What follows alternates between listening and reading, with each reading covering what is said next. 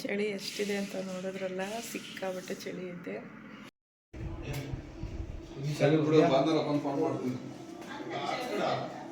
ಕನ್ನಡ ಸಭಾತೆಕಿ ಕನ್ನಡ ಆತೆ ಜೊತೆ ಜಾಯ್ನ್ ಆಗಿ ಆಂಟಿ ಕಾಫಿ ಟೀ ಎಲ್ಲ ಇಲ್ಲೇ ಬಿಟ್ಕೊಂಡ್ಬಿಡಿ, ಮತ್ತೆ ಎಲ್ಲ ಏನು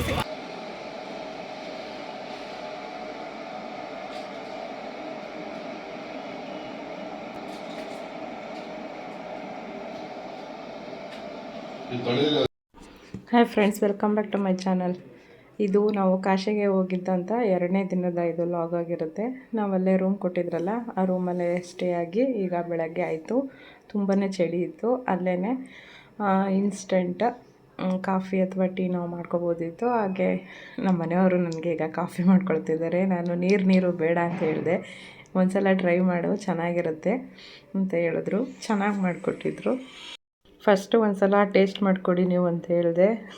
ಅದಕ್ಕೆ ಅವರು ಇನ್ನೂ ಸ್ವಲ್ಪ ಕಾಫಿ ಪೌಡ್ರೆಲ್ಲ ಕಡಿಮೆ ಆಗಿದೆ ಇರೋ ಹಾಕ್ಬಿಟ್ಟು ಕೊಡ್ತೀನಿ ಅಂತ ಹೇಳಿ ಮಾಡಿಕೊಟ್ರು. ಯಾಕಂದರೆ ಬಂದಮೇಲೆ ಯಾಕೆ ಚಾನ್ಸ್ ಮಿಸ್ ಮಾಡಿಕೊಡ್ಬೇಕು ಅಂತ ಹೇಳಿ ಮನೆಯಲ್ಲಿದ್ದರೆ ಮಾಡಿಕೊಡಲ್ಲ. ಅದಕ್ಕೆ ನೀವೇ ನನಗೆ ಹೇಳಿದ್ರು ಮಾಡಿಕೊಡು ಅಂತ ಫಸ್ಟು. ಇಲ್ಲ ನಂಗೆ ಮಾಡೋಕ್ಕೆ ಬರೋಲ್ಲ ಅಂತ ಹೇಳಿದೆ.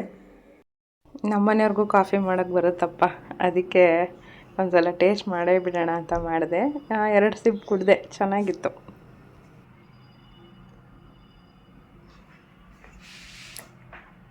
ಪರವಾಗಿಲ್ಲ ರೀ, ಕುಡಿಬೋದು.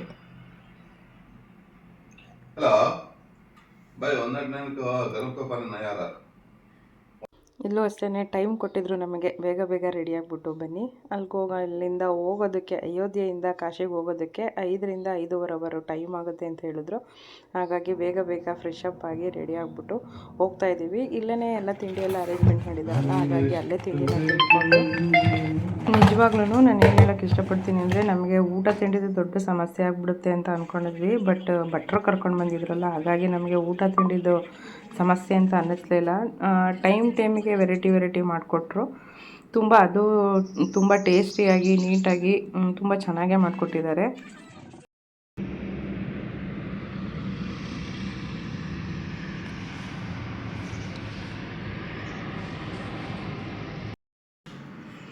ಚಳಿ ಎಷ್ಟಿದೆ ಅಂತ ನೋಡಿದ್ರಲ್ಲ, ಸಿಕ್ಕಾಬಟ್ಟೆ ಚಳಿ ಇದೆ.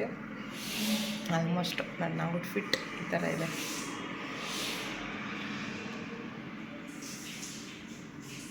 ಕಾಶಿ ವಿಶ್ವನಾಥನ ದರ್ಶನ ಆದಷ್ಟು ಬೇಗ ಮಾಡಬೇಕು ಅಂತ ಅಂದ್ಕೊಂಡು ಹೊರಡ್ತಾ ಇದ್ದೀವಿ. ನೋಡಿದ್ರಲ್ಲ ಚಳಿ ಎಷ್ಟಿದೆ ಅಂದ್ಬಿಟ್ಟು, ಸಿಕ್ಕಾಬಟ್ಟೆ ಚಳಿ ಇತ್ತು. ಹೆಂಗೆ ಹೋಗ್ತೀವಿ, ಏನು ಮಾಡ್ತೀವಿ, ಅಲ್ಲಿ ಸ್ನಾನ ಮಾಡಬೇಕಾ ಬೇಡವಾ, ಸಿಕ್ಕಾಬಟ್ಟೆ ನನಗೆ ಕನ್ಫ್ಯೂಷನ್ ಆಗ್ಬಿಟ್ಟಿತ್ತು. ನಾನು ಮಾಡೋದು ಬೇಡ ಅಂತ ಅಂದ್ಕೊಂಡಿದ್ದೆ. ಅದು ಏನೇನಾಯಿತು ಅಂತ ಮುಂದೆ ವಿಡಿಯೋ ನೋಡ್ತಾ ಹೋಗಿ ನಿಮ್ಗೆ ಹೇಳ್ತೀನಿ. ಇವಾಗ ನಾವು ತಿಂಡಿ ತಿನ್ನೋಕ್ಕೆ ಬಂದಿದ್ದೀವಿ. ತಿಂಡಿನೂ ಅಷ್ಟೇ ತುಂಬ ಚೆನ್ನಾಗಿ ಮಾಡಿದರು. ಹೇಳಿದ್ನಲ್ಲ, ಅವಲಕ್ಕಿ, ಚಿತ್ರಾನ್ನ, ಹಾಗೆ ಅದಕ್ಕೆ ಚಟ್ನಿ. ಆಮೇಲೆ ಚಳಿ ಅಂತ ಹೇಳ್ಬಿಟ್ಟು ತಕ್ಷಣಕ್ಕೆ ಬೋಂಡ ಮಾಡಿ, ಒಂದು 1/2 ಅವರ್ ಇದ್ದಂಗೆ ಹೇಳಿದ್ವಿ, ಬೋಂಡ ಮಾಡಿಕೊಡಿ ಅಂತ ಹೇಳಿದರು. ಬೋಂಡನೂ ಮಾಡ್ಕೊಂಬಂದು ಕೊಟ್ಟರು. ಎಷ್ಟು ಬೇಗ ಮಾಡ್ಕೊಂಬಂದು ಕೊಟ್ಟರು ಅಂದರೆ ಅಷ್ಟೇ ಟೇಸ್ಟಿಯಾಗಿ. ಹಾಗೆಯೇ ಇಡ್ತಾ ಇಲ್ಲ, ಬೋಂಡ ಹಾಕೋದ್ರಲ್ಲಿ ಮಾತ್ರ ಇಡ್ತಾನೇ ಇಲ್ಲ, ಅಷ್ಟು ಚೆನ್ನಾಗಿ ಬೋಂಡನ ಹಾಕಿದ್ರು. ಎಲ್ಲರೂ ಅಷ್ಟೇ 2 ಟ್ರಿಪ್ಪು ಚಳಿ ಇರೋದಕ್ಕೂ ಅದಕ್ಕೂ ತುಂಬ ಚೆನ್ನಾಗಿ ತಿಂತಾಯಿದ್ರು. ಅಂದರೆ ಹೇಳೋದಕ್ಕೆ ಅಸಾಧ್ಯ, ಅಷ್ಟೊಂದು ಬೋಂಡಗಳು ಮಾಡಿ ಕೊಟ್ಟರಲ್ಲ, ಅವ್ರಿಗೆ ನಾವು ಥ್ಯಾಂಕ್ಸ್ ಹೇಳ್ತೀವಿ. ಟೇಸ್ಟ್ ಆಗಿರ್ಬೋದು, ತುಂಬಾ ಚೆನ್ನಾಗಿ ಚಿತ್ರಾನ್ನ, ಅವಲಕ್ಕಿ. ಅದಕ್ಕೆ ಕಾಂಬಿನೇಷನ್ ಆಗಿ ನಮ್ಮನೆಯವ್ರ ಫೇವ್ರೇಟು ಚಟ್ನಿ ಕೂಡ ಮಾಡಿದರು. ಹಾಗಾಗಿ ಚೆನ್ನಾಗಿತ್ತು ಅಂತ ಹೇಳ್ಬೋದು.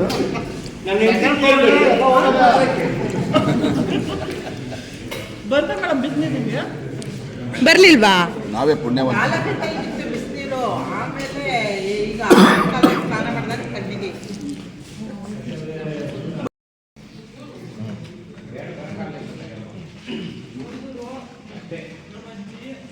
ಹೆಂಗಿದೆ ಉಷಾ? ಏನೇನು ಕೊಟ್ಟಿದ್ದಾರೆ ಇವತ್ತು? ಇಲ್ಲಿ ಬೋಂಡ, ಹಾಂ, ಪಕೋಡ.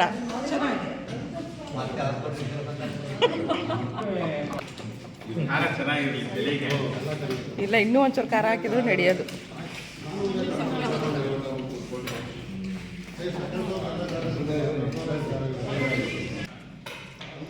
ಅಂಕಲ್ ಹೇಗಿದೆ ತಿಂಡಿ? ಆಂಟಿ ತಿಂಡಿ ಚೆನ್ನಾಗಿದೆಯಾ?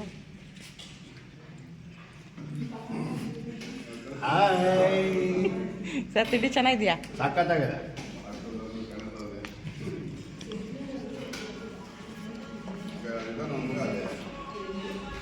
ಹಾಗೆ ತಿಂಡಿ ಎಲ್ಲರದ್ದು ಆಯಿತು. ಹೊಟ್ಟೆ ತುಂಬ ತಿಂಡಿ ತಿಂದು ಅಲ್ಲೇ ಕಾಫಿ ಟೀ ಎರಡೂ ಇತ್ತು, ಅದು ಕೂಡ ಆಯಿತು. ಆಮೇಲೆ ಜನಾರ್ದನ್ ಸರ್ ಹೇಳಿದ್ರು ಕಪಲ್ ಫೋಟೋ ತೆಕ್ಕೊಂಬಿಡೋಣ ಅಂತ. ಆಗ ನಾನು ಹೇಳಿದೆ ಸರ್ ಫೋಟೋಸ್ ಎಲ್ಲ ಬೇಡ, ಹೀಗೆ ಒಂದು ಕಪಲ್ ವೀಡಿಯೋನೇ ಮಾಡಿಬಿಡೋಣ ಅಂತ ಹೇಳಿದೆ. ಹಾಗಾಗಿ ಅವರು ಸಹ ಓಕೆ ಆಯಿತು ಅಂತ ಹೇಳಿದ್ರು. ಹಾಗಾಗಿ ಇದೊಂದು ವೀಡಿಯೋನ ಮಾಡ್ಕೊಳ್ಳೋದಕ್ಕೆ ಅವಕಾಶ ಆಯಿತು. ತುಂಬಾ ಚೆನ್ನಾಗಿತ್ತು, ಎಲ್ಲ ಕಪಲ್ಸ್ ಸೇರಿ ಮಾಡಿದ್ದು. ತುಂಬಾ ಇಷ್ಟನೇ ಆಯಿತು, ಖುಷಿನೂ ಕೊಡ್ತು ಅಂತಲೇ ಹೇಳ್ಬೋದು. ಹಾಗೆ ಇದನ್ನು ನಾವು ಮೆಮೊರಿಯಾಗಿ ಇಟ್ಕೋಬೋದು. ಈ ಥರ ಮೆಮೊರಿ ಸಿಗೋದು ಭಾಳನೇ ಅಪರೂಪ ಅಂತಲೇ ಹೇಳ್ಬೋದು. ಬಂದಿರೋ ಅವಕಾಶನ ಮಿಸ್ ಮಾಡ್ಕೊಳ್ಳೋದು ಬೇಡ, ಯಾಕಂದರೆ ಮತ್ತೆ ಈ ಥರ ಸಿಗೋದಿಲ್ಲ. ಹಾಗಾಗಿ ಎಲ್ಲ ಕಪಲ್ಸನ್ನು ಸೇರಿ ಒಂದು ರೀಲ್ಸ್ ಟೈಪ್ ಮಾಡಿದ್ದೀವಿ ಅಂತಲೇ ಹೇಳೋಕ್ಕೆ ಇಷ್ಟಪಡ್ತೀನಿ.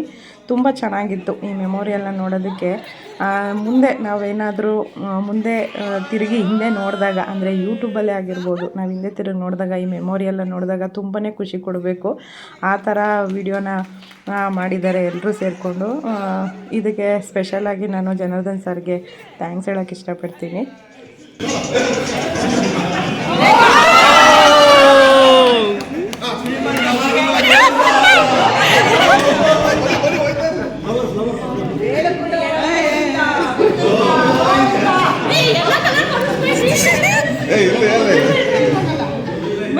ಬನ್ನಿ ಬಂದ್ಬಿಡಿ, ಸೀದಾ ಬರ್ತಾರೆ. ಯಾರು ಮಿಸ್ ಮಾಡಬೇಡಿ, ಬನ್ನಿ ನಾವು ಬರೋಣ. ಹಂಗೆ ಬನ್ನಿ, ಬರೋದು ಹಂಗೆ ವಿಡಿಯೋ ಮಾಡ್ಕೊಳ್ಳೋದು ಎಲ್ಲ ಜಾಸ್ತಿ ಆಗಲ್ಲ. ಅದು ರೀಲ್ಸ್, ಇದು ವಿಡಿಯೋ. ಹೌದಾ? ಈಗ ಪ್ರಪೋಸ್ ಮಾಡ್ತಾರಂತ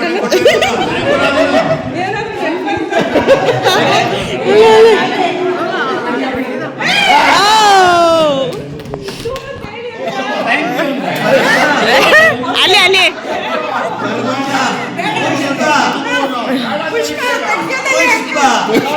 ಆಯ್ತಾ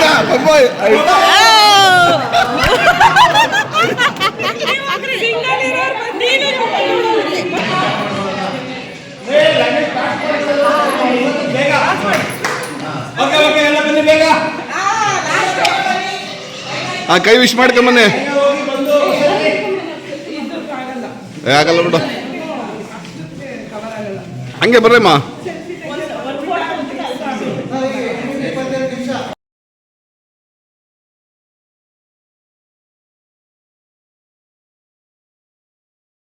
ಹಾಗೆಯೇ ಫೋಟೋ ರೀಲ್ಸು ಅಂತ ಎಲ್ಲ ಆಯಿತು. ಅಲ್ಲಿಂದ ಆದಮೇಲೆ ನಾವೀಗ ಬಸ್ಸಲ್ಲಿ ಹೊರಡ್ತಾ ಇದ್ದೀವಿ. ಹೊರಟಾಗ ನಮ್ಮ ಜೊತೆ ಬಂದಿದ್ದಂಥ ಗೈಡ್ ಮೋಹನ್ ಸರ್ ಹೇಳಿದ್ರು, ಹೋಗೋದಕ್ಕೆ ಇನ್ನೂ 5ರಿಂದ 6 ಅವರ್ ಬೇಕಾಗುತ್ತೆ, ನಿಮ್ಮ ಪರಿಚಯ ಮಾಡಿಕೊಡಿ ಅಂತ ಹೇಳಿದ್ರು. ಎಲ್ಲರೂ ಅವರವರ ಪರಿಚಯ ಮಾಡಿಕೊಟ್ರು. ಹಾಗೆ ನಾನು ಕೂಡ ನನ್ನ ಪರಿಚಯ ಎಲ್ಲ ಮಾಡಿಕೊಟ್ಟೆ. ಯಾಕಂದರೆ ಪರಿಚಯ ಅನ್ನೋದಕ್ಕಿಂತ ಇಲ್ಲಿ ಒಬ್ರಿಗೊಬ್ರು ಎಷ್ಟು ಅರ್ಥ ಮಾಡ್ಕೊಂಡಿದ್ದೀವಿ ಅನ್ನೋದೇ ತುಂಬಾ ಇಂಪಾರ್ಟೆಂಟ್ ಆಗುತ್ತೆ. ಹಾಗಾಗಿ ಇಲ್ಲಿ ಸ್ವಲ್ಪ ಇದು 1 ಅವರ್ ಇದೆ, 31 ಜನ ಮಾತಾಡಿರೋದು 1 ಅವರ್ ಇದೆ. ಹಾಗಾಗಿ ನಾನು ಎಲ್ಲದನ್ನು ಇಲ್ಲಿ ಆ್ಯಡ್ ಮಾಡೋದಕ್ಕಾಗೋದಿಲ್ಲ.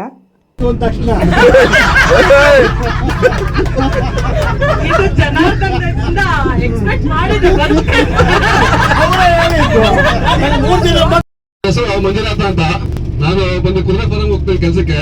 ಸುಮಾರು 20 ವರ್ಷದಿಂದ ಅಲ್ಲೇ ಮಾಡ್ತಾ ಇದ್ದೀನಿ. ವಿತ್ ಏಜೆನ್ಸಿ ಮಾಡ್ತಾ ಇದ್ದೀನಿ, ಬೆಂಗಳೂರು ಜಿಲ್ಲೆಗೆ ಡಿಸ್ಟ್ರಿಬ್ಯೂಟ್ ವಿತ್ ಟ್ರಾವೆಲ್ಸ್. ಸುಮಾರು ನಾನು 15 ವರ್ಷದಿಂದ ನಮ್ಮ ಜನಾರ್ದನ್ ಬಸ್ ಜೊತೆ ಕೆಲಸ ಮಾಡಿದ್ದೀನಿ. 10 ವರ್ಷ ಅವರ ಜೊತೆ ಕೆಲಸ ಮಾಡಿದ್ದೀನಿ.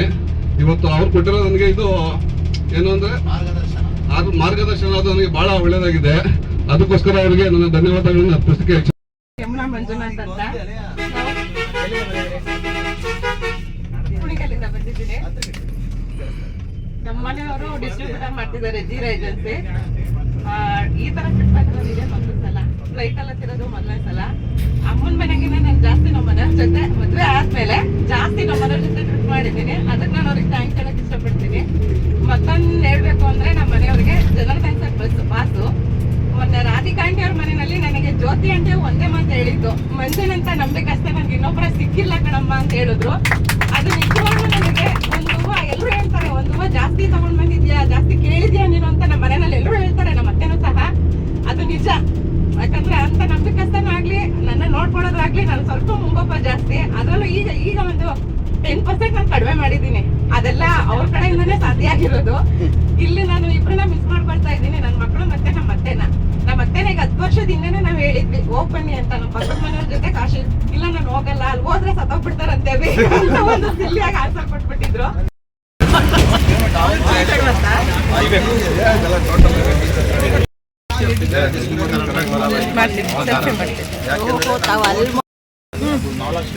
ಜ್ಯೋತಿ ಜಾಯ್ನ್ ಆಗಿ ಆಂಟಿ ಕಾಫಿ ಟೀ ಎಲ್ಲ ಇಲ್ಲೇ ಕುತ್ಕೊಂಡ್ಬಿಡಿ, ಮಧ್ಯೆ ಎಲ್ಲ ಏನು ಸಿಕ್ಕಲ್ಲ.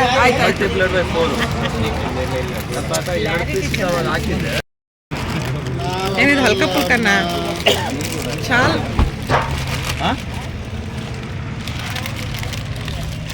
ಸ್ನಾಕ್ಸ್ ಟೀ ಇಲ್ವಾ? ಟೀ ಇಲ್ವಾ?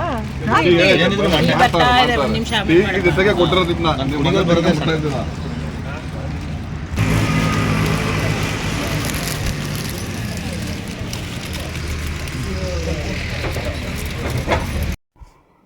ಬಸ್ಸಲ್ಲೆಲ್ಲ ಮಾತಾಡ್ಕೊಂಡಿದ್ದಾಯಿತು. ನೆಕ್ಸ್ಟು ಹೋಗ್ಬೇಕಾದ್ರೆ ವಾಶ್ರೂಮ್ ಆಗಲಿ ಆ ಥರ ಏನೂ ಸಿಗೋದಿಲ್ಲ. ಹಾಗೆ ಅಲ್ಲಿ ಪೆಟ್ರೋಲ್ ಬಂಕ್ ಇತ್ತಲ್ಲ, ಹಾಗಾಗಿ ವಾಶ್ರೂಮ್ಗೆಲ್ಲ ಅಲ್ಲಿ ಸ್ವಲ್ಪ ಬ್ರೇಕ್ ಸಿಕ್ತು.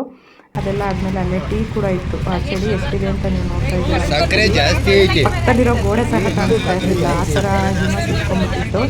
ಸಕ್ಕರೆ ಸ್ವಲ್ಪ ಜಾಸ್ತಿ ಇದೆ, ಕಮ್ಮಿ ಇತ್ತಲ್ಲ, ಬೆಳಿಗ್ಗೆ ಕಮ್ಮಿ ಇತ್ತು, ಜಾಸ್ತಿ ಚೆನ್ನಾಗಿದೆ. ಒಳಗೆ ಕಮಲಕ್ಕೊಂದು ಕೊಡೋ ಚಳಿ ಅಂತ ಬಂದಿಲ್ಲ.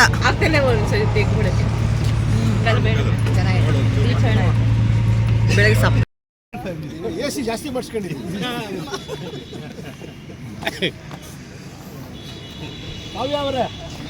ಏನು ಸಮಾಚಾರ? ಟೈಮು ಹೇಗೋಯ್ತು ಅಂತಲೇ ನಮಗೆ ಗೊತ್ತಾಗಲಿಲ್ಲ. ನಾವು ಅಲ್ಲಿಂದ ಬಸ್ಸಲ್ಲಿ ಮೂವ್ ಆದಮೇಲೆ ಲಾಸ್ಟು ಎಂಟ್ರಿ, ಕಾಶಿಗೆ ಇನ್ನೇನು ಎಂಟ್ರಿ ಕೊಡಬೇಕು ಕೊಡಬೇಕಾದ್ರೆ ನಾವೇನು ಮಾಡ್ಕೊಂಡು ಬಂದಿದ್ವಿ ಅದು ಬಸ್ಸು ಅಲೋ ಇಲ್ಲ ಅಲ್ಲಿಗೆ. ಅಲ್ಲೇ 2 ಟಿ ಟಿ ಮಾಡ್ಕೊಂಡ್ವಿ. 2 ಟಿ ಟಿ ಮಾಡಿಕೊಂಡು ನಾವಿವಾಗ ಕಾಶಿ ಕಡೆಗೆ ಪ್ರಯಾಣ ಬೆಳೆಸ್ತಾ ಇದ್ದೀವಿ. ಹಾಗೆ ನೀವು ಊರು ನೋಡ್ತಾ ಇರ್ಬೋದು, ಮುಂದೆ ವಿಡಿಯೋದಲ್ಲಿ ನೋಡ್ತಾ ಹೋಗಿ. ಇಲ್ಲಿ ನಾನು ಸ್ವಲ್ಪ ಏನಾದರೂ ಮಿಸ್ಟೇಕಾಗಿ ಹೇಳಿದರೆ ದಯವಿಟ್ಟು ಕ್ಷಮೆ ಇರಲಿ. ಮನೆ ಗೋಡೆಗಳು ಒಂದು ಕಡೆ ಪ್ಲಾಸ್ಟ್ರಿಂಗ್ ಇಲ್ಲಿ ಆಗಿರಲ್ಲ, ಯಾಕಂದರೆ ಇಲ್ಲಿ ಕಾಶಿನಲ್ಲಿ ತುಂಬ ಬಿಲ್ಡಿಂಗ್ಗಳನ್ನ ನೋಡ್ಬಿಟ್ವಿ ನಾವು. ಒಂದೊಂದು ಬಿಲ್ಡಿಂಗ್ಗೆ ಪ್ಲಾಸ್ಟ್ರಿಂಗ್ ಆಗೇ ಇರ್ತಾ ಇರಲಿಲ್ಲ, ಯಾಕೆ ಅಂತ ಗೊತ್ತಿಲ್ಲ. ನಾವು ಸುಮಾರು ಎಲ್ಲೋ ಮಧ್ಯ ಅಂತ ಅಂದ್ಕೊಂಡ್ವಿ. ಬಟ್ ಯಾವುದೇ ಗೋಡೆಗೂ ನೋಡ್ತಾ ಇರ್ಬೋದು ನೀವಲ್ಲಿ, ಯಾವುದೇ ಗೋಡೆಗೂ ಒಂದೊಂದು ಗೋಡೆ ಏನು ಬರುತ್ತೆ ಮೂರು ಕಡೆ, ಆ 3 ಕಡೆಯಲ್ಲಿ ಒಂದು ಭಾಗನ ಪ್ಲಾಸ್ಟ್ರಿಂಗ್ ಮಾಡ್ತಾ ಇರಲಿಲ್ಲ. ಅದೊಂದು ವಿಶೇಷ ಅನ್ನಿಸ್ತು ಇಲ್ಲಿ.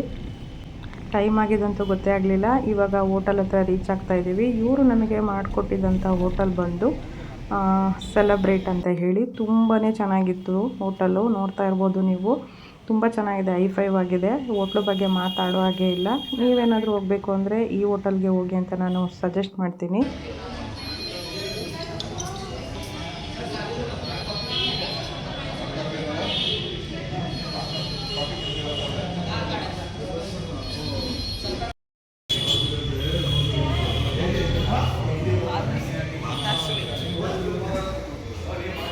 ನೀವು ರೂಮ್ ಕೀ ನೋಡ್ಬೋದು. ಕೀ ಏನಿಲ್ಲ, ಇಲ್ಲಿ ಒಂದು ಕಾರ್ಡ್ ಮಾಡಿದ್ದಾರೆ ಸೆನ್ಸಾರು. ಇದನ್ನು ತೋರಿಸಿದ್ರೆ ಮಾತ್ರ ಓಪನ್ ಆಗೋದು. ನಮಗೆ ಇದು ಯಾಕೋ ಸ್ವಲ್ಪ ಸ್ಟಾರ್ಟಿಂಗಲ್ಲಿ ಸ್ವಲ್ಪ ಪ್ರಾಬ್ಲಮ್ ಕೊಡ್ತು. ಹಾಗಾಗಿ ತಿರ್ಗಾ ರಿಸೆಪ್ಷನಲ್ಲಿ ಹೋಗಿ ಕೇಳಿದ್ವಿ. ಆಗ ಒಂದು ಬೇರೆ ಕಾರ್ಡ್ ಕೊಟ್ಟರು. ಕಾರ್ಡೂ ಅಷ್ಟೇ, ಒಳಗೋಗಿ ಹಾಕಿದ್ರೆ ಲೈಟೆಲ್ಲ ಆನ್ ಆಗ್ತಾಯಿತ್ತು. ತುಂಬಾ ಚೆನ್ನಾಗಿತ್ತು ರೂಮು. ಇದು ಪ್ಯಾಕೇಜ್ ಬಂದ್ಬಿಟ್ಟು 21,000 ಅಯೋಧ್ಯೆ ಮತ್ತು ಕಾಶಿ. 21,000 ಕೊಡೋದು ಅಷ್ಟೊಂದು ವರ್ತ್ ಅಂತ ಅನ್ನಿಸ್ತು ನನಗೆ. ಯಾಕೆಂದರೆ ಅಷ್ಟೊಂದು ಕಳಪೆ ಆಗೇನಿರಲಿಲ್ಲ. ಊಟ ತಿಂಡಿ ಆಗಿರ್ಬೋದು, ರೂಮ್ ಆಗಿರ್ಬೋದು, ಪ್ರತಿಯೊಂದು ಅಷ್ಟೇ. ನಮಗೆ ಆ ಥರ ಏನು ಅನ್ನಿಸ್ಲಿಲ್ಲ. ನಮ್ಮನ್ನು ಕರ್ಕೊಂಡು ಹೋಗಿರೋದಾಗಿರ್ಬೋದು. ಹಾಗೆ ಇನ್ನೊಂದು ಏನು ಹೇಳೋಕ್ಕೆ ಇಷ್ಟಪಡ್ತೀನಿ ಅಂದರೆ, ಕಾಶಿನೇ ಅಂತ ಅಲ್ಲ, ಎಲ್ಲ ದೇವಸ್ಥಾನದಲ್ಲೂ ಅಷ್ಟೇ ನಮ್ಮನ್ನು ಕರ್ಕೊಂಡು ಹೋಗಿದ್ರಲ್ಲ ಗೈಡು ಮೋಹನ್ ಅಂತ ಹೇಳಿ, ಅವರನ್ನು ನಾನಿಲ್ಲಿ ಹೊಗಳ್ತಾ ಇದ್ದೀನಿ ಅಂತ ಅಲ್ಲ, ನಾನು ನನ್ನ ಗಮನಕ್ಕೆ ಬಂದಿದ್ದು. ಪ್ರತಿಯೊಂದು ದೇವಸ್ಥಾನದಲ್ಲೂ ಅವರು ಪ್ರತಿಯೊಬ್ಬರೂ 31 ಜನನೂ ಅವರು ಕಣ್ಣಲ್ಲೇ ಸ್ಕ್ಯಾನ್ ಮಾಡ್ಕೊಂಡ್ಬಿಟ್ಟಿದ್ದಾರೆ. ಹೇಗೆ ಮಾಡ್ಕೊಂಡಿದ್ದಾರೆ ಅಂತ ನಿಜವಾಗ್ಲೂ ನನಗೆ ಗೊತ್ತಿಲ್ಲ. ಬಂದು ಕೌಂಟ್ ಮಾಡ್ಕೊಂಡು ಹೋಗೋರು. ಒಂದು ದೇವಸ್ಥಾನ ಹತ್ರ ದರ್ಶನ ಆಗಿ ನಾವು ಆಚೆ ಬಂದು ನಿಂತ್ಕೊಂಡ್ರೆ ಅಲ್ಲೇ ಬಂದು 1 2 3 4 ಹಿಂಗೆ ಎಣಿಸ್ಕೊಂಡ್ಬಿಡೋದು. ಆಮೇಲೆ ಯಾರೋ ಬಂದಿಲ್ಲ, ಇಂಥವರೇ ಬಂದಿಲ್ಲ ಅಂತ ಹೋಗಿ ಅವರು ನುಡ್ಕೊಂಡು ಅಲ್ಲೇ ಕರ್ಕೊಂಬರೋರು.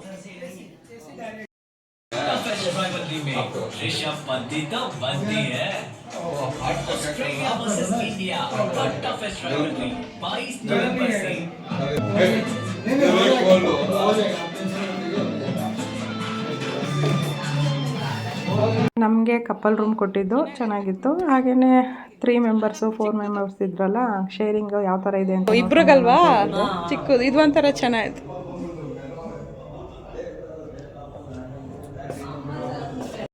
ಪ್ರತಿಯೊಂದು ರೂಮಲ್ಲೂ ಅಷ್ಟೇ 24 ಅವರ್ಸು ನೀರು, ಹಾಗೆಯೇ ಕಾಫಿ ಟೀಗೆ ಒಂದು ಕೌಂಟರ್ ಮಾಡಿದರು. ರೂಮಲ್ಲೇ ಪ್ಯಾಕೆಟ್ಸ್ನ ಇಟ್ಟಿದ್ರು, ಹಾಗೆ ಬಿಸಿನೀರಿಗೆ ಫಿಲ್ಟ್ರು ಕೂಡ ಇಟ್ಟಿದ್ರು. ಎಲ್ಲ ಅಲ್ಲೇ ನಾವೇ ಮಾಡ್ಕೋಬೋದಿತ್ತು. ಅಯೋಧ್ಯೆನಲ್ಲೂ ಇಟ್ಟಿದ್ರು, ಬಟ್ ಯಾರಿಗೂ ಗೊತ್ತಾಗಿಲ್ಲ. ಅಂದರೆ ನಾವು ನಮ್ಮ ಮನೆಯವ್ರ ಮಾತ್ರ ಮಾಡಿಕೊಂಡು ಕುಡಿದ್ವಿ. ಇದೆಲ್ಲ ಆದಮೇಲೆ ನಮ್ಗೆ ಇವಾಗ ಕರ್ಕೊಂಡೋಗಿದ್ದು ಊಟಕ್ಕೆ. ಊಟ ಅಂತೂ ಅಷ್ಟೇ, ನೀವು ನೋಡ್ತಾ ಇರ್ಬೋದು ಹಾಲು ಯಾವ ಥರ ಇದೆ ಅಂತ. ತುಂಬಾ ಚೆನ್ನಾಗಿ ಡೆಕೋರೇಟ್ ಮಾಡಿದರು. ಈ ಥರ ಎಲ್ಲ ನೋಡ್ತಾ ಇರೋದು ತುಂಬಾ ಕಡಿಮೆ. ನಾನು ಇಲ್ಲಿ ನೋಡಿದ್ದು ನನಗಂತೂ ತುಂಬಾ ಖುಷಿ ಕೊಡ್ತು. ಈ ಥರ ಹೇಳ್ಕೊಳ್ಳೋದಕ್ಕೆ ನನಗೇನಷ್ಟು ಬೇಜಾರಿಲ್ಲ, ಯಾಕೆಂದರೆ ಇರೋದನ್ನು ಇರೋದಾಗೆ ನಾನು ಹೇಳಬೇಕು. ಹಾಗಾಗಿ ಇಲ್ಲಿ ಬಂದು ಊಟ ಕೊಟ್ಟರು. ಊಟನೂ ಅಷ್ಟೇ ಹೇಳಿದ್ನಲ್ಲ, ಇವ್ರಿಗಂತೂ ನಾನು ಸ್ಪೆಷಲಾಗಿ ಥ್ಯಾಂಕ್ಸ್ ಹೇಳೋಕ್ಕೆ ಇಷ್ಟಪಡ್ತೀನಿ. ಏನಕ್ಕೆ ಇಷ್ಟೊಂದು ಸಲ ಹೇಳ್ತಿದ್ದೀನಿ ಅಂತ ಅಂದ್ಕೋಬೇಡಿ, ಬಟ್ ಊಟ ತಿಂಡಿ ಮಾತ್ರ ಸೂಪರಾಗಿ ಕೊಟ್ಟಿದ್ರು. ನಮ್ಮ ಕರ್ನಾಟಕದ ಊಟನೇ ಕೊಟ್ಟಿದ್ರು. ಕ್ವಾಲಿಟಿ ಕ್ವಾಂಟಿಟಿ ತುಂಬಾ ಚೆನ್ನಾಗಿತ್ತು.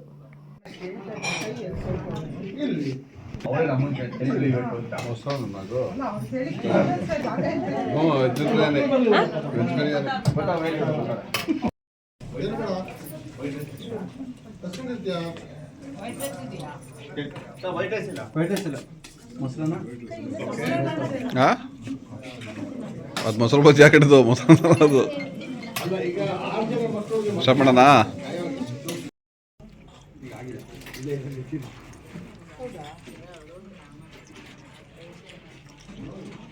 ಸರಿ ಮಾಡ್ತೀನಿ ಅಂತ ಹೇಳಿದ್ದಾರೆ.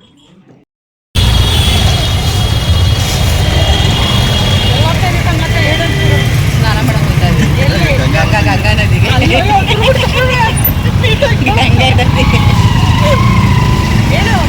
ಗಂಗಾ ನದಿಗೆ ಇರೋ ಪಾಪ ಕರ್ಮಗಳೆಲ್ಲ ಕಳೆದು ಹೋಗ್ಬಿಟ್ಟು ಅಂತ ಹೇಳ್ಬಿಟ್ಟು ಸ್ನಾನ ಮಾಡ್ಕೊಂಡು ದರ್ಶನ ಮಾಡ್ಕೊಂಡು ಬರೋದು.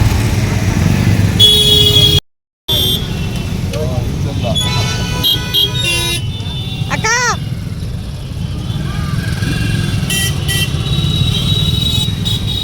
ಎಲ್ಲ ತೋರಿಸಲ್ಲ ಇಲ್ಲ ಹೋಗ್ತಾರೆ. ಟಾಟಾ ಮಾಡಿ ಅಂಕಲ್, ಟಾಟಾ ಮಾಡಿ. ಈಗ ಗಂಗಾ ನದಿ ಹತ್ರ ಹೋಗಿ ಸ್ನಾನ ಮಾಡ್ಕೊಂಡು ಬರೋಣ ಅಂತ ಹೊರಟ್ವಿ. ನೀವು ನೋಡ್ತಾ ಇರ್ಬೋದು ಆಟೋ ಯಾವ ಥರ ಇದೆ ಅಂತ. ತುಂಬಾ ಡಿಫ್ರೆಂಟ್ ಆಗಿತ್ತು. ಕುತ್ಕೊಳ್ಳೋಕ್ಕಂತೂ ಚೆನ್ನಾಗಿತ್ತು, ಬಟ್ ಚಳಿ ಇರೋದ್ರಿಂದ ಸಿಕ್ಕಾಪಟ್ಟೆ ಚಳಿ ಕೂಡ ಆಗ್ತಾಯಿತ್ತು. ಯಾವುದೇ ಥರ ಸುತ್ತ ಕವರಿಂಗ್ ಇರಲಿಲ್ಲ ಆಟೋಗಳಿಗೆ. ಹಾಗೆ ಇಲ್ಲಿ ಇನ್ನೊಂದು ಏನು ಹೇಳೋಕ್ಕೆ ಇಷ್ಟಪಡ್ತೀನಿ ಅಂದ್ರೇ, ಇಲ್ಲಿ ತುಂಬ ಅಂದರೆ ತುಂಬ ಬಟ್ಟೆ ಅಂಗಡಿಗಳಿದ್ವು. ನಮಗಂತೂ ನೋಡಿ ಅಪ್ಪ ಇದೇನಪ್ಪ ಇಷ್ಟೊಂದು ಬಟ್ಟೆ ಅಂಗಡಿಗಳಿದೆ, ಯಾವಾಗ ಹೋಗೋದು ನಾವು ಬಟ್ಟೆ ಅಂಗಡಿಗೆ ಅಂತ ಯೋಚನೆ ಮಾಡ್ತಾನೆ ಇದ್ವಿ. ಬಟ್ ಈ ಬಟ್ಟೆ ಅಂಗಡಿಗಳೆಲ್ಲ ನಾವು ಹೋಗಲಿಲ್ಲ, ನಾವು ಹೋಗಿದ್ದು ಬೇರೆ ಕಡೆ. ಅದೊಂದು ಬೇರೆ ವಿಡಿಯೋ ನಿಮಗೆ ಆಗಿ ಬರುತ್ತೆ. ಆಮೇಲೆ ಸ್ನಾನ ಗಂಗಾ ನದಿನಲ್ಲಿ ಮಾಡ್ಕೊಳ್ಳೋಕ್ಕೆ ನನಗೆ ತುಂಬಾ ಚಳಿ ಇತ್ತು. ಹಾಗಾಗಿ ನಮ್ಮ ಮನೆಯವ್ರು ಇನ್ನೇನು ಮಾಡಬೇಡ, ನಾನು ಮಾಡ್ಕೊಳ್ತೀನಿ ಬಿಡು ಅಂದರು. ನೋಡ್ತಾ ಇರ್ಬೋದು ಅಲ್ಲಲ್ಲೇ ಎಲ್ಲರೂ ಬೆಂಕಿ ಹಾಕ್ಕೊಂಡು ಕಾಯಿಸ್ಕೊಳ್ತಾ ಕೂತಿದ್ರು. ಆಟೋದಲ್ಲಿ ಹೊರಟಾಗ ಏನಾಗೋಯಿತು ಅಂದರೆ, ನಮಗೆ ರೋಡು ಕನ್ಫ್ಯೂಸ್ ಮಾಡಿಬಿಟ್ರು ಆಟೋದವರು. ಬೇರೆ ಕಡೆ ಹೋದ್ವಿ. ಅಲ್ಲಿಂದ ಮುಂದೆ ಗೈಡ್ಗೆ ಫೋನ್ ಮಾಡಿದ್ರು ನಮ್ಮ ಮನೆಯವರು. ಅವ್ರು ಬಂದು ನಮ್ಮನ್ನು ಕರ್ಕೊಂಡೋದ್ರು. ನೋಡ್ತಾ ಇರ್ಬೋದು ಇದು ಗಲ್ಲಿಗಳಲ್ಲಿ ಹೋಗಬೇಕು. ಟಿ ಆಗಲಿ, ಜೀಪ್ ಆಗಲಿ, ಅಥವಾ ದೊಡ್ಡ ವೆಹಿಕಲ್ಸ್ ಅಂತೂ ಇಲ್ಲಿ ಹೋಗೋಕ್ಕಾಗಲ್ಲ ಅಂತ ಮುಂಚೆನೇ ಹೇಳಿದರು. ಆದಷ್ಟು ನಡಿಬೇಕು ಅಂತ ಹೇಳಿದರು. ನೋಡ್ತಾ ಇರ್ಬೋದು ಕಾಶಿನಲ್ಲಿ ಯಾವ್ಯಾವ ಥರ ಬಿಲ್ಡಿಂಗ್ಸ್ಗಳಿದೆ ಅಂತ. ನನ್ನ ಕಡೆಯಿಂದ ನೀವು ಒಂದು ಸ್ವಲ್ಪ ನೋಡಿ ಅಂದ್ಬಿಟ್ಟು ಇದನ್ನು ವಿಡಿಯೋನ ನಿಮ್ಮ ಜೊತೆ ನಾನು ಶೇರ್ ಮಾಡ್ತಾ ಇದ್ದೀನಿ. ಇಲ್ಲಿ ಹೋಗ್ಬೇಕಾದ್ರೆ ಒಬ್ಬರು ಸುಬ್ರಹ್ಮಣ್ಯ ಶಾಸ್ತ್ರಿ ಅಂತ ನೋಡಿ, ಅದು ಹೋಗ್ತಾ ಇದ್ದೀವಲ್ಲ ರೈಟ್ ಸೈಡಲ್ಲಿ ಅವ್ರ ಮನೆ ಇತ್ತು, ಅದನ್ನು ಕೂಡ ತೋರಿಸಿದ್ರು. ಅದಾದ ನಂತರ ನಾವು ಬಂದಿದ್ದು ಗಂಗಾ ನದಿ ಹತ್ರ ಬಂದಿದ್ದೀವಿ. ಕಾಶಿಯಲ್ಲಿ ವಿಚಿತ್ರವಾದ ವಿಸ್ಮಯಗಳು ಕೂಡ ಇಲ್ಲಿ ನಡೆಯುತ್ತೆ ಅಂತ ಹೇಳಲ್ಪಡ್ತಾರೆ. ಸಾಯೋ ಅಷ್ಟರಲ್ಲಿ ಪ್ರತಿಯೊಬ್ಬರಿಗೂ ಒಂದು ಸಲನಾದರೂ ಕಾಶಿ ನೋಡಬೇಕು ಅಂತ ಆಸೆ ಇರುತ್ತೆ. ಇಲ್ಲಿ ಸಾವಿಗೂ ಮತ್ತು ಕಾಶಿಗೂ ತುಂಬಾ ಸಂಬಂಧ ಇದೆ ಅಂತ ಹೇಳ್ತಾರೆ. ಯಾಕೆಂದರೆ ಕಾಶಿ ನೋಡಬೇಕು ಅಂತ ಜನ ಬರೋರಿದ್ದರೆ, ಕಾಶಿಯಲ್ಲೇ ಸಾಯಬೇಕು ಅಂತ ಜನ ಬರೋರು ತುಂಬ ಜನ ಇದ್ದಾರಂತೆ. ಅನ್ಎಕ್ಸ್ಪೆಕ್ಟಾಗಿ ತುಂಬ ಜನ ಅಲ್ಲಿ ಬಂದಿರೋರು ಸಹ ಅಲ್ಲೇ ಎಕ್ಸ್ಪೈರ್ ಆಗಿದ್ದಾರೆ ಅಂತ ನಾನು ಕೇಳಲ್ಪಟ್ಟೆ. ಹಾಗೆಯೇ ನಮ್ಮ ಅಮ್ಮನ ಫ್ರೆಂಡು ಮಣಿಯಕ್ಕ ಅಂತ ಹೇಳಿದೆ, ಅವ್ರ ಜೊತೆ ಬಂದಿದ್ದವರು ಸಹ ಅದೇ ರೀತಿ ಆಗ್ಬಿಟ್ರಂತೆ. ಅವ್ರ ಬಾಡಿ ಕೂಡ ತೊಗೊಂಬರಲೇ ಇಲ್ಲ, ಅಲ್ಲೇ ಕೂಡ ದಫನ್ ಮಾಡಿ ಬಂದ್ರಂತೆ. ಈ ಕಾಶಿಯ ಗಂಗೆ ದಡದಲ್ಲಿ 88 ಘಾಟ್ಗಳಿದೆಯಂತೆ.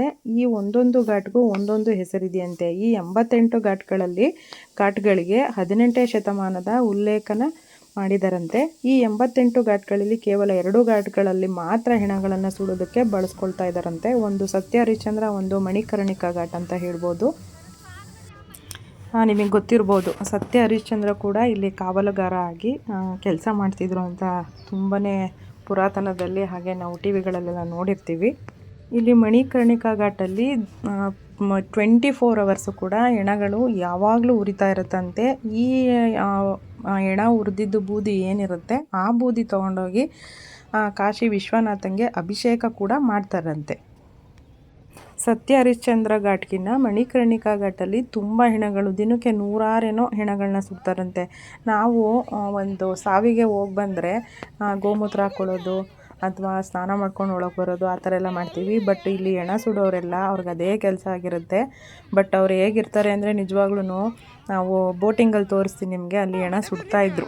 ನಾವು ವಿಡಿಯೋ ಮಾಡ್ಕೊಳ್ಳೋಕ್ಕೆ ಅಂದರೆ ತುಂಬಾ ಕತ್ಲಿತ್ತು, ಹಿಮ ಇತ್ತು, ಚಳಿ ಜಾಸ್ತಿಯಿಂದ ಅಷ್ಟೊಂದು ಕ್ಲಿಯರಿಟಿ ಇಲ್ಲ.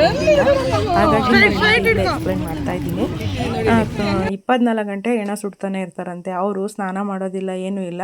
ಹಾಗೆಯೇ ನಾವು ಅಲ್ಲಿಂದ ದೇವಸ್ಥಾನ ಮುಂದೆ ಪಾಸ್ ಆದಮೇಲೆ ಹೆಣಗಳನ್ನ ಎತ್ಕೊಂಡು ಹೋಗ್ತಾಯಿದ್ರು. ರಾಮ್ ರಾಮ್ ರಾಮ್ ಅಂತ. ಒಂದು ಹೂವನೇ ಆಗಲಿ ಜಾಸ್ತಿ ಹೆಂಗಸ್ರುಗಳು ಯಾರೂ ಬರೋಲ್ಲ, ಬರೀ ಗಂಡಸ್ರುಗಳು 4 ಜನ, ಹಿಂದೆ ಸ್ವಲ್ಪ ಜನ ಹೋಗ್ತಾರೆ. ಅವರು ಅಲ್ಲಿ ಹೋಗಿ ಹೆಣನ ಸುಟ್ಬಿಟ್ಟು ಬರ್ತಾರೆ. ಅವರು ಸ್ನಾನ ಕೂಡ ಮಾಡ್ತಾರಾ ಇಲ್ವಾ ಅಂತ ನನಗೆ ಡೌಟ್ ಬಂತು. ಮಾಡೋದಿಲ್ವಂತೆ. ಇಲ್ಲಿ ಕಾಶಿಯಲ್ಲಿ ಮಡಿ ಮೈಲ್ಗೆ ಅನ್ನೋದಕ್ಕೆ ಪದಕ್ಕೆ ಅರ್ಥನೇ ಇಲ್ಲ. ಯಾಕೆಂದರೆ 24 ಅವರ್ಸು ಹೆಣ ಉರಿತಾನೆ ಇರುತ್ತಂತೆ. ಈ 24 ಅವರ್ಸು ಹೆಣ ಉರಿಯೋದಿಲ್ವಲ್ಲ, ಆವಾಗ ಪ್ರಳಯ ಆಗುತ್ತೆ ಅಂತ ಹೇಳಿದಾರಂತೆ. ಅದು ತುಂಬ ಪುರಾತನದಲ್ಲೇ ಉಲ್ಲೇಖ ಮಾಡಿದ್ದಾರೆ ಅಂತ ಕೇಳಲ್ಪಟ್ಟೆ. ಅಂತ ಎಲ್ಲ ನಾವು ಗೌರಿ ಬಾಗ್ನಾಗೆ ಹೇಗೆ ಜೋಡಿಸ್ತೀವಿ ಎಲ್ಲ ಅದೇ ಐಟಮ್ಸ್ ಇಟ್ಕೊಂಡು ಗಂಗೆಗೆ ಬಾಗ್ನ ಕೊಡ್ತಾ ಇರೋದು. ಹೌದಾ, ಸರಿ. ಅದರಿಂದ ಭಾರಿ ಒಳ್ಳೇದಾಗುತ್ತೆ. ಅದು ನಂಬಿಕೆ. ಸರಿ, ಗಂಗಮ್ಮ ತಾಯಿ ಎಲ್ಲರನ್ನು ಕಾಪಾಡಲಿ, ಎಲ್ಲ ಐಶ್ವರ್ಯ ಆರೋಗ್ಯ ಎಲ್ಲ ಕೊಟ್ಟು ಕಾಪಾಡಲಿ ಅಂತ. ಓಕೆ, ಒಳ್ಳೇದು. ಬಾಗಣ ಬಿಡಿ. ಕೇದಾರ್ನಾಥ್ ಪಕ್ಕ ಘಾಟಲ್ಲೇ ಈ ಸತ್ಯ ಹರಿಶ್ಚಂದ್ರ ಘಾಟ್ ಇರೋದು ಅಂತ ಕೇಳಲ್ಪಟ್ಟೆ. ಇಲ್ಲಿ 24 ಅವರ್ಸು ಹೆಣ ಹೆಂಗೆ ಸುಡ್ತಾರೆ ಅಂದರೆ, ನಿಜವಾಗ್ಲೂ ಅವ್ರು ಯಾವ ಥರ ಇರ್ತಾರೆ ಅಂತ ನಿಜವಾಗ್ಲೂ ನನಗಂತೂ ಗೊತ್ತಿಲ್ಲ. ಇಲ್ಲಿ ಆಂಟಿ ಅವರು ಎಲ್ಲಿಂದ ಕಾಶಿಯಿಂದ ನೀರು ತೊಗೊಂಡೋಗಿ ರಾಮೇಶ್ವರಕ್ಕೆ ಬಿಡಬೇಕಂತೆ. ರಾಮೇಶ್ವರದಿಂದ ಮಣ್ಣು ತೊಗೊಂಡು ಬಂದು ಇಲ್ಲಿ ಲಿಂಗನ ಮಾಡಿಟ್ಬಿಟ್ಟು ಇಲ್ಲಿ ಪೂಜೆ ಮಾಡಬೇಕು ಅಂತ ಹೇಳಿದ್ರು. ಪೂಜೆ ಮಾಡ್ತಿದ್ದಾರೆ. ಇದು ನನಗೆ ಆ್ಯಕ್ಚುಲಿ ಗೊತ್ತಿತ್ತು. ಬಟ್ ಅಮ್ಮನ ಫ್ರೆಂಡು ಹೇಳಿದರು, ಬಂದು ಇಸ್ಕೊಂಡೋಗು, ಈ ಥರ ಮಣ್ಣಿದೆ ರಾಮೇಶ್ವರದ್ದು, ನೀನು ಹೆಂಗೋ ಕಾಶಿಗೆ ಹೋಗ್ತಿದ್ಯಲ್ಲ, ಅಲ್ಲಿ ಪೂಜೆ ಮಾಡಿಬಿಟ್ಟು ಇದಕ್ಕೆ ಬಿಡಬೇಕು ಅಂತ ಹೇಳಿದರು.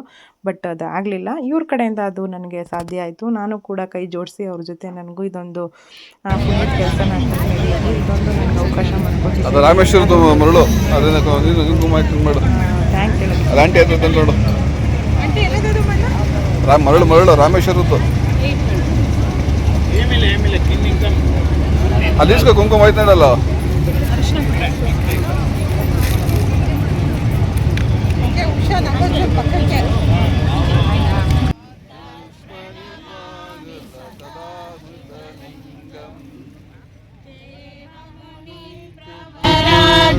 ಲಿಂಗಂ ಕಾಮದಹನ ಕರುಣಾಕರಲಿಂಗಂ ರಾವಣದರ್ಪ ವಿನಾಶಕಲಿಂಗಂ ಪ್ರಣಮಾಮಿ ಸದಾ.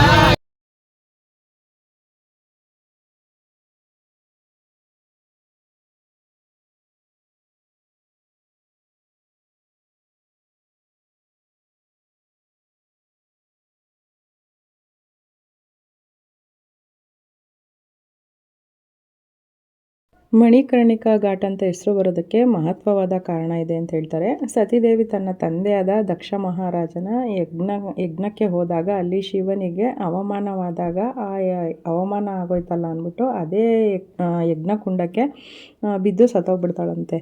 ಅವಳ ಮೃತದೇಹವನ್ನು ಹೊತ್ಕೊಂಡು ಬಂದು ತುಂಬಾ ದುಃಖ ಆಗಿರುತ್ತಂತೆ ಶಿವನಿಗೆ. ಆವಾಗ ಏನು ಮಾಡ್ತಾರಂತೆ, ಶಿವ ರುದ್ರತಾಂಡವ ಆಡ್ತಾ ಇರ್ತಾರಂತೆ. ಆವಾಗ ವಿಷ್ಣು ನೋಡಿಬಿಟ್ಟು ಶಿವನ ದುಃಖವನ್ನು ಕಡಿಮೆ ಮಾಡೋದಕ್ಕೋಸ್ಕರ ತನ್ನಲ್ಲಿದ್ದ ಸುದರ್ಶನ ಚಕ್ರವನ್ನು ಸತೀದೇವಿಯ ಭಾಗಕ್ಕೆ ಹೊಡೆದಾಗ ಏನಾಗುತ್ತಂತೆ, ಅವರ ಡೆಡ್ ಬಾಡಿ ಪೂರ್ತಿ ಛಿದ್ರ ಆಗೋಗುತ್ತೆ ಅಂತ ಇತಿಹಾಸದಲ್ಲೇ ಇದೆ ಅಂತ ಕೇಳ್ಪಟ್ಟೆ. ಈ ರೀತಿ ಛಿದ್ರ ಆದ ಭಾಗಗಳು ಎಲ್ಲೆಲ್ಲಿ ಬೀಳುತ್ತೋ ಅದು ಶಕ್ತಿಪೀಠಗಳಾಗಿ ಪರಿವರ್ತನೆಗೊಂಡಿದೆಯಂತೆ. ಸತೀದೇವಿಯು ಬಿದ್ದ ಓಲೆ ಬಿದ್ದಂಥ ಜಾಗವೇ ಮಣಿಕರ್ಣಿಕಾ ಘಾಟು. ಮತ್ತು ಮಣಿ ಅಂದರೆ ಓಲೆ, ಕರ್ಣ ಅಂದರೆ ಕಿವಿ ಓಲೆ ಬಿದ್ದಂಥ ಜಾಗವೇ ಮಣಿಕರ್ಣಿಕಾ ಘಾಟ್ ಅಂತ ಹೆಸರು ಬಂದಿದೆ. ಈ ಮಣಿಕರ್ಣಿಕಾ ಘಾಟಲ್ಲಿ ದೇವಾನುದೇವತೆಗಳು ಬಂದು ಸ್ನಾನ ಮಾಡ್ತಾಯಿದ್ರು ಅಂತ ಇತಿಹಾಸದಲ್ಲಿ ಉಲ್ಲೇಖನ ಆಗಿದೆ ಅಂತೆ. ಹಾಗೆಯೇ ಇಲ್ಲಿ ಸಾವು ಬಯಸಿ ಬರೋದಕ್ಕೆ ಏನಕ್ಕೆ ಅಂದರೆ ಇಲ್ಲಿ ಸಾವಾಗಿ ಇಲ್ಲೇ ಮೋಕ್ಷ ಪಡಿತಾರೆ. ಅಂದರೆ ಕಾಶಿಯಲ್ಲೇ ಯಾರಾದರೂ ಬಂದು ಸತ್ತೋದ್ರೆ ಅವ್ರಿಗೆ ಮೋಕ್ಷ ಸಿಗುತ್ತೆ ಅಂತ ಕೆಲವರು ಅದಕ್ಕೋಸ್ಕರನೇ ಬಯಸಿ ಈ ಜಾಗಕ್ಕೆ ಬಂದು ಸಾಯ್ತಾರೆ ಅಂತ ಕೇಳ್ಪಟ್ಟೆ. ಹಾಗೆ ನಾವು ಇಲ್ಲಿಂದ ಬೋಟಿಂಗಿಗೆ ಹೋಗ್ತಾ ಇದ್ದೀವಿ ಗಂಗಾ ಆರತಿ ನೋಡೋದಕ್ಕೆ. ದಯವಿಟ್ಟು ಬೋಟಲ್ಲಿ ಯಾರೂ ಹೋಗಬೇಡಿ, ಯಾಕಂದರೆ ನಮಗೆ ಗೊತ್ತಿರಲಿಲ್ಲ. ನಮಗೆ ಗೊತ್ತಾದಂಥ ಇದನ್ನು ನಿಮ್ಗೆ ಹೇಳಬೇಕು ಅಂತಲೇ ನಾನು ಈ ವಿಡಿಯೋ ಮಾಡ್ತಾ ಇರೋದು.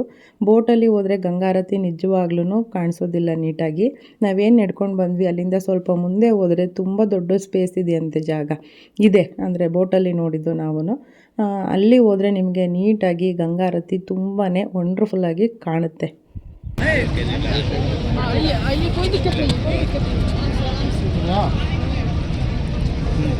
ಈ ದೀಪಾರಾಧನೆ ನೋಡೋದಕ್ಕಂತೂ ತುಂಬಾ ಅದೃಷ್ಟ ಬೇಕು ಅಂತ ಹೇಳ್ತಾರೆ. ಅಂದರೆ ನನಗೂ ಗೊತ್ತಿರಲಿಲ್ಲ, ನನಗೆ ಬಂದಾದಮೇಲೆ ನನಗೆ ಹೇಳಿದ್ದು.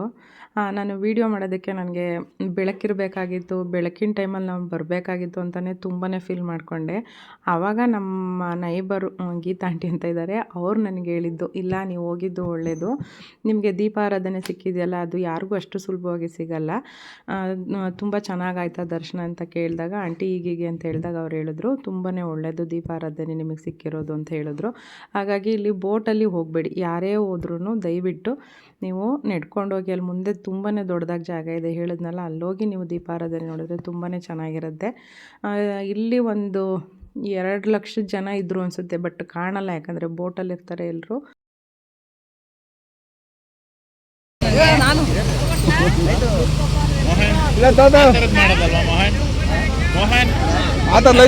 ಲೈಟಿಂಗ್ಸ್ ಮಾಡ್ಬೇಕಾಯ್ತು ಮೇಲ್ಗಡೆ ಫಸ್ಟ್ ಫ್ಲೋರ್ ಆಗಿದ್ರೆ ವ್ಯೂ ಚೆನ್ನಾಗಿರ್ತಾ ಇತ್ತು.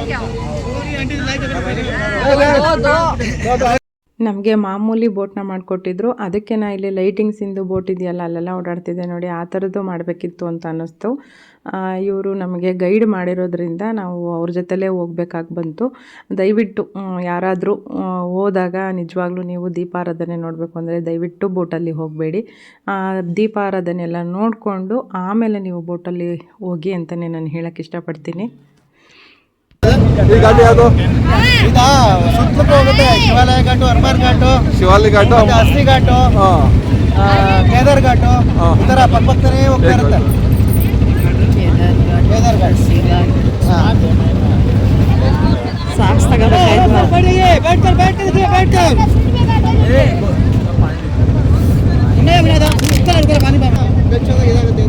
ಅವರು ಸುತ್ತಲೂ ಕೈ ಹಿಡ್ಕೋಬೇಡಿ ಅಂತ ಇದ್ದಾರೆ. ಬೋಟು ಪಕ್ಕ ಆದಾಗ ಕೈ ಗೇಟ್ ಆಗುತ್ತೆ ಅಂತ.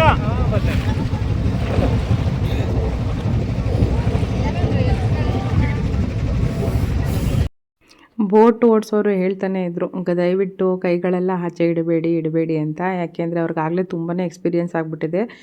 ಬೋಟು ಒಳಗಡೆ ಕೂತ್ಕೊಂಡು ವೀಡಿಯೋ ಮಾಡೋದಾಗಲಿ, ಬೋಟ್ ಮೇಲೆ ಹಿಂಗೆ ಬ್ಯಾಲೆನ್ಸ್ಗೆ ಅಂತ ಕೈ ಇಡೋದಾಗಲಿ ಮಾಡಿದ್ರೆ ಇನ್ನೊಂದು ಬೋಟ್ ಬಂದು ಉಚ್ಕೊಂಡು ಹೊಂಟೋಗಿ ಕೈಯೇ ಕಟ್ಟಾಗಿದೆಯಂತೆ. ಆ ಥರ ಎಲ್ಲ ನಡೆದಿದೆ ಅಂದ್ಬಿಟ್ಟು ಪಾಪ ಅವರು ಒಂದು 20ರಿಂದ 25 ಸತಿ ಹೇಳಿದ್ರೇನೋ ಹಾತ್ ಕಾಡು ಅಂತ. ಬಟ್ ಜನಕ್ಕೆ ಅದು ಕೇಳಿಸ್ತಾನೆ ಇರಲಿಲ್ಲ. ಆಮೇಲೆ ನಮ್ಮ ಕಡೆಯವ್ರು ಯಾರೋ ಎದ್ದು ನಿಂತ್ಕೊಂಡು ಹೇಳಿದ್ರು, ಕೈ ಯಾರೋ ಆಚೆ ಇಡಬೇಡಿ ಅಂತ. ಇದು ಇನ್ಸಿಡೆಂಟು ಅವ್ರಿಗೆ ತುಂಬಾ ನಡೆದಿದೆಯಂತೆ. ಕೈ ಬಾಳ ಏನಿಲ್ಲ, ಅವಾಗ ಉಚ್ಕೊಂಡ್ರೆ ಮರಕ್ತದು ಬುದ್ಧಿ ಬೇಕಿದ್ರೆ ಬಿಡು.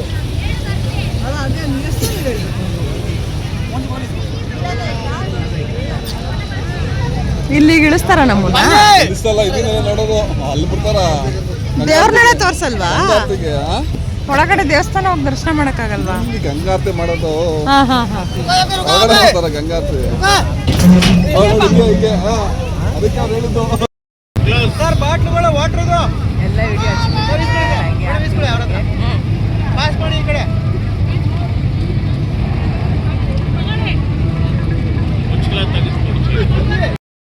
ಎಲ್ಲ ಘಾಟುಗಳನ್ನು ನೋಡ್ಕೊಂಡು ಬಂದಾದಮೇಲೆ ನಾವೀಗ ಇಲ್ಲಿ ನಿಮಗೆ ಕಾಣಿಸ್ತಾ ಇದೆ, ಇದು ಮೋದಿಜಿಯವ್ರು ಮಾಡಿರೋದಂತೆ. ಅದು ತುಂಬಾ ಚೆನ್ನಾಗಿ ಮಾಡಿದ್ದಾರೆ. ಅದರಲ್ಲಿ ಲೇಸರ್ ಲೈಟಿಂದು ಶೋ ಬಿಡ್ತಾರೆ, ತುಂಬ ಚೆನ್ನಾಗಿದೆ. ಅದು ಕೂಡ ನಿಮ್ಮ ಜೊತೆ ನಾನು ಶೇರ್ ಮಾಡ್ತೀನಿ. ಹಾಗೆಯೇ ಶಿವಲಿಂಗ ಅಂದರೆ ಕಾಶಿ ವಿಶ್ವನಾಥ, ಅದು ಫುಲ್ಲು ನೆಲದಲ್ಲೇ ಇದೆ. ಅದು ಅಷ್ಟೇ ಅಲ್ಲಿಗೆ ನಮಗೆ ಮೊಬೈಲು ಅಲೋ ಇರಲಿಲ್ಲ. ಹಾಗಾಗಿ ದರ್ಶನ ಅಂತೂ ತುಂಬ ಅಂದರೆ ತುಂಬಾ ಚೆನ್ನಾಗಾಯಿತು. ನೀವು ನೋಡ್ತಾ ಇರ್ಬೋದು, ಇಲ್ಲಿಂದ ಹೋದರೆ ಅಲ್ಲಿ ತುಂಬಾ ಮೆಟ್ಲುಗಳಿದೆ. ಹಾಗಾಗಿ ದೀಪಾರಾಧನೆ ನೀವು ದಯವಿಟ್ಟು ಯಾರು ಬೋಟಲ್ಲಿ ಹೋಗಬೇಡಿ. ದೀಪಾರಾಧನೆ ನಿಜವಾಗ್ಲೂ ನೀಟಾಗಿ ನೋಡೋದಕ್ಕಾಗೋದೇ ಇಲ್ಲ.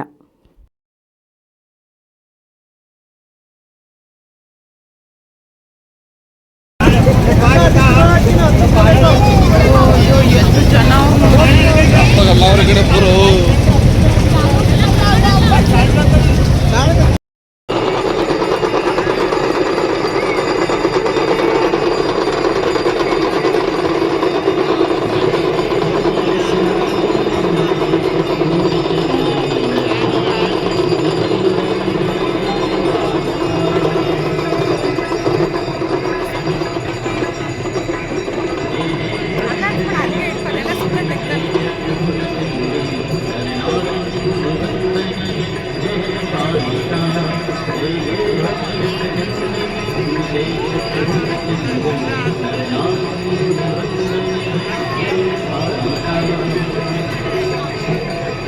ನೋಡಿದ್ರಲ್ಲ ಗಂಗೆ ಆರತಿ ಎಷ್ಟು ಚೆನ್ನಾಗಾಯಿತು ಅಂತ. ಈಗ ಅಲ್ಲಿಂದ ನಾವು ಕಾಶಿ ವಿಶ್ವನಾಥನ ದರ್ಶನಕ್ಕೆ ಹೋಗ್ತಾ ಇದ್ದೀವಿ. ಆ ವಿಡಿಯೋನ ನೆಕ್ಸ್ಟ್ ವಿಡಿಯೋದಲ್ಲಿ ನಿಮಗೆ ಕಂಟಿನ್ಯೂ ಆಗುತ್ತೆ. ಯಾರಾದರೂ ಸಬ್ಸ್ಕ್ರೈಬ್ ಆಗ್ದಲ್ಲೇ ನೋಡ್ತಾ ಇದ್ದರೆ ಪ್ಲೀಸ್ ಸಬ್ಸ್ಕ್ರೈಬ್ ಮಾಡ್ಕೊಂಡು ನೋಡಿ. Thank you for watching. Thank you so much. ನಗ್ತಾ ಇರಿ, ನಗಿಸ್ತಾ ಇರಿ.